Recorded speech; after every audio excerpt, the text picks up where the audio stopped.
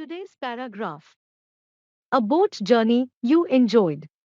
During my last puja vacation, I went to visit my friend's house at Haldibari. He promised me a boat journey. He kept his word. One fine morning we boarded a boat. We were 8 in number. The river Harinakli was glittering with the bright rays of the sun. The wind and the current being favorable, our boat drifted on by itself. As the boat approached, I feasted my eyes on the lovely sights on the banks of the river.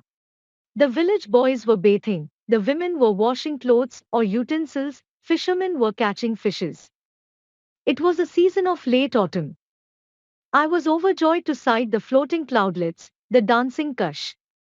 My friends started singing. A gentle breeze soothed us.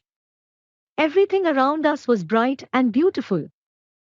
Towards the evening, we came back home.